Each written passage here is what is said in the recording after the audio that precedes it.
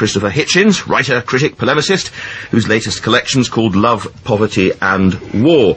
He was rare on the left, being an enthusiast for the Iraq War, someone who defended George Bush over that, and he confronted George Galloway at his Senate hearing recently, which resulted in the Respect MP branding him, rather curiously, a wine-soaked former Trotskyist popinjay, though I think George Galloway, not that long ago, also thought he was the greatest polemicist in the world.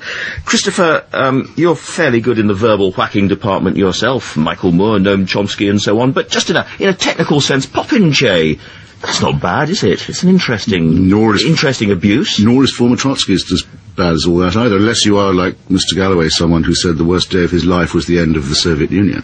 What can one say about him that he hasn't said for himself that would cover him in the contempt that he deserves? Being praised by him was much worse, I have to say. When he said I was a great man of letters and the best polemicist of our age, I thought, how disgusting. I mean, praise of him is like being force-fed chocolate creams or something. It's more nauseating than abuse. But he did do remarkably well up against that Senate. No, he did not. That is the result of his being given megaphone facilities by what it seems to me now the entire British press.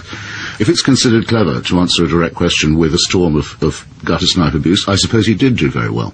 That's very similar to what you also feel about Michael Moore and Chomsky. I mean, in America, and indeed George Galloway, it's said, would quite like to be the British Michael Moore.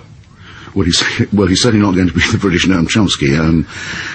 Professor Chomsky would indeed know how to conduct himself in a proper debate, though I think he'd have a hard time now because of the extraordinarily weird positions that he's started to take. Michael Moore is another big-mouthed demagogue who stays one news cycle ahead of the way that questions catch up with him.